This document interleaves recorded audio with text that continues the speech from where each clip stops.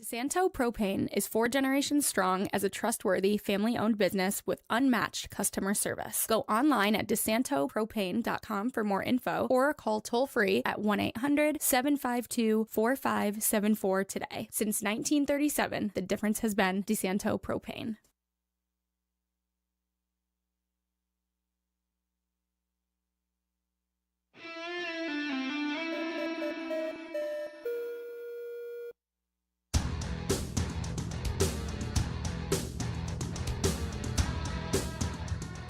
Welcome back to Against the Boards. Chamberlain Bauder here with you as we get into another episode on a weird timeline here today. Apologies for that. I wanted to see what Victor and Jamesville DeWitt were going to do yesterday. Unfortunately, they both lost. We're going to talk a little bit about that, also talk a little bit about Amerks before I send it over to Spencer, and he talks a little bit about some potential candidates that he likes for the head coaching position and what names he thinks are up in the air and has heard from other people. Ultimately, kind of a short one this week. Again, kind of in that weird period. Definitely would have had a lot more to talk about if either Victor or Jamesville DeWitt were state champs, but not the case. And then later tonight, it will be the Section 5 All-Star game. I'll be out there for that, so that should be fun. We'll talk a little bit about that in next week's episode coming on Thursday, and we'll just keep it rolling. But right now, when it comes to Amerks, quickly, the player tracker is officially out now for the team for the offseason, last updated last week. Just ultimately, that's kind of your spot to go to look for on their website where players are re-signing, what the situations are with who's under contract, who's an unrestricted free agent, who's a restricted free agent, and so on. Some key points to look at with how things are shaping up right now. The Rochester Americans could go out onto the ice in game 1 next season with 5 of their 6 defensemen on entry-level contracts, which is just like crazy to think about to me. Just ultimately the way that who's under contract still for next season shapes up. Zach Jones is not under contract. Chance he'll want to go look for a chance to really make an NHL roster after the summer or the season that he had. Guys like Jagger Joshua, Trevor Kuntar, Jake Lecision, all unrestricted free agents this now summer. Then you've got Olivier Nadeau on a restricted free agent. A lot of the restricted free agent situations, they traded away at the end of the season, actually, in different acquiring situations. So there could be a lot of change here. Ultimately, that's what we're saying. Which makes sense too when you have a team that's successful. When you have a team that's not successful, the guys stick with the AHL team because they have that chance to go up and play and chance to make that squad. If that squad gets locked in Buffalo, there's way less chances in the AHL to go up. So it becomes a much less premier place to go. We'll ultimately see kind of how that shakes out again as the summer goes on, and we see guys maybe sign AHL contracts or two-way contracts and whatnot. But at the moment, it's looking like there's some change that's going to be coming. Gavin McCarthy, though, will finally likely be headed to the Amerks this year after it feels like it's been forever since I saw him in prospect camps and whatnot with the Sabres, but that was like 4 years ago. He's been a draft pick for that long, now finally out of college and going to be moving into some professional hockey. So we'll see a couple of new guys in that sense, but I think a lot of young players on that defensive end will be what we see. Like I said, not a whole lot to talk about. Consta Helenius made the all-prospect team for the AHL as a whole. Quote from Leo last week about Anton Wahlberg, just talking about him taking a big step in his development, which he definitely did. Just, one of the key things to me when I think about any big forwards in Rochester is we haven't often seen them use their size as advantageously as they could. And it feels like Wahlberg has continued to grow in that sense, whether that be screening the net front, just moving bodies out of the way for shots. He's really figured out his place and being able to handle down low as well. But yeah, it's not much going on when you're in June, right?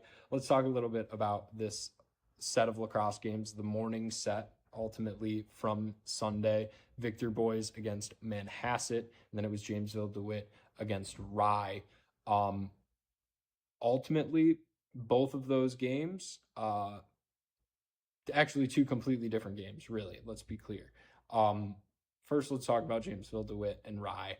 Just tough going in once they got through about 20 minutes of play.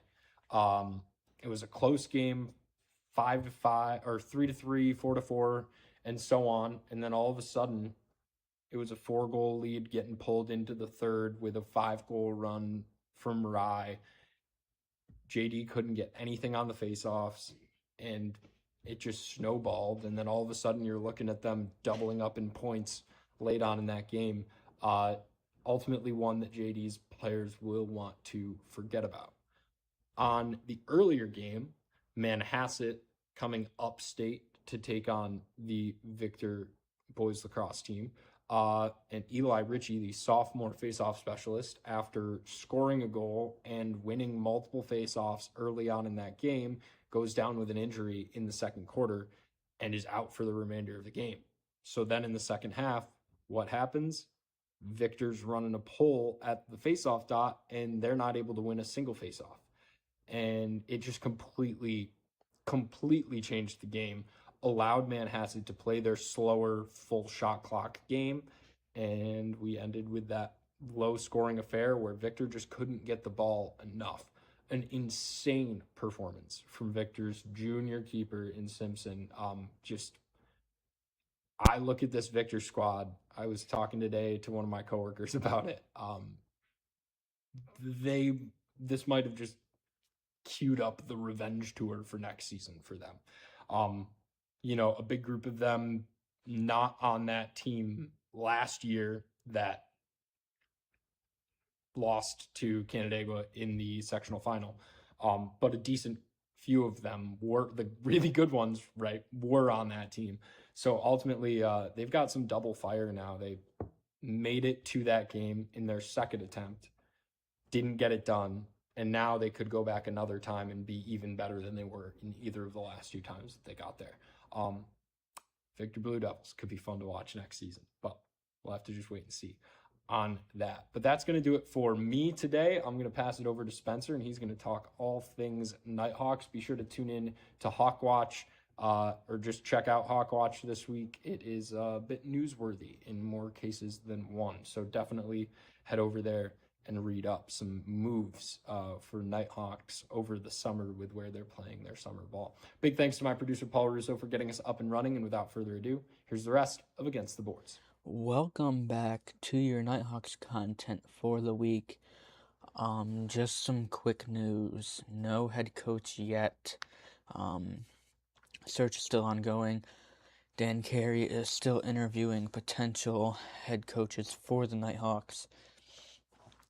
Over the last couple of weeks, I've said that I'm going to start getting into the draft talk, and that's what we're going to do. I'm going to start off by saying, with the Knighthawks having the number 3 overall pick, it's not going to be as deep as a search from a content perspective. We're going to go over the top 3 guys because the Knighthawks have the 3rd pick, so they're probably going to get one of them. Unless a trade happens, and then we'll go from there. But for right now, we're just going to look at the top 3. Really, what I'm hearing is these top 3 are all interchangeable.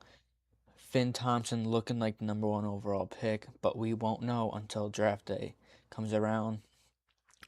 And with the evolving situations now in both Philadelphia and Ottawa, we really don't know what's going to happen come September when the NLL draft takes place.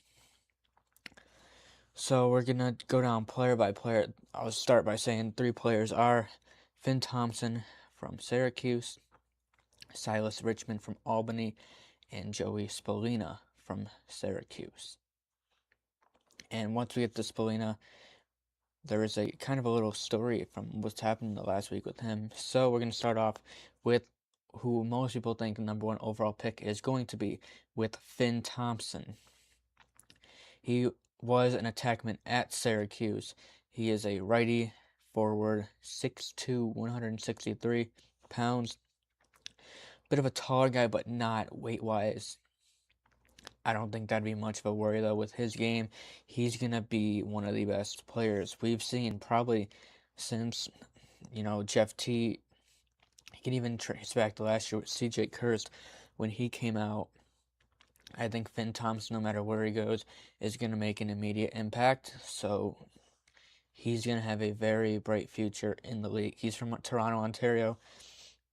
So the heavens of box lacrosse. So he is going to be set up from day one to have a very bright and successful career. Going to move over now to who is my personal favorite out of the three. We have from the University of Albany, number 15, the Great Dane, Silas Richmond. He's a bigger guy, 6'4", 250 pounds, from Delta, British Columbia. So he is from the West Coast. Not a worry. He was at Albany in college, so he is now used to the East Coast. And something to keep in mind is the Great Dane roster that is essentially the Rochester Knighthawks. You got Graydon Hogg, Jake Pacino.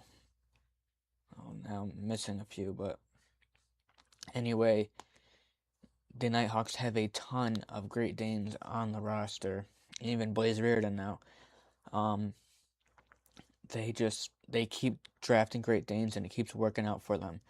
With Jake Pacino, a guy who didn't play box before he was drafted and is now putting himself in the category of being a everyday starter in the National Lacrosse League.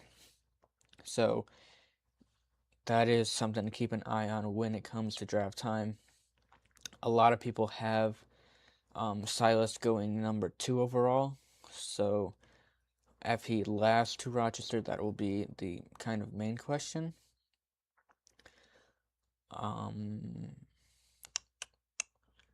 He had a very successful career at the University of Albany. In the conference championship against Vermont, he had 4 goals and 3 assists for 7 points while shooting .4. So that is an exceptional shooting percentage. Doubt he's going to be able to do that in the NLL, but if this guy drops to number 3, in my opinion, you can't pass up on him unless Finn Thompson's available, which probably won't happen either. So now for the third and final prospect, we have the new all-time point leader at Syracuse University, who wore number 22, a number that is earned, not picked. Joey Spallina, 5'11", a little bit of a smaller guy, 192 pounds, from Mount Sinai, New York, out there on the Long Island. This guy can do everything. He is the total package. Not as familiar with the box game as he just started a couple of years ago, playing competitively. He played, I believe, with Orangeville a couple summers ago, and recently last year he played with Ryan Lansbury, who we'll get into in a minute, with the Snake Island Muskies, and they won the Prezi. So he's been there, done that, both in the field and outdoor game. He is so good in the PLL now. He was drafted to the Maryland Whip Snakes. And let's just look at the stats right here. In the NCAA tournament games, he had 5 goals and 7 assists in the 3 games. So he is a big game player. He will do anything you can to put the ball in the back of the net. And I think he'd be a fantastic fit in Rochester.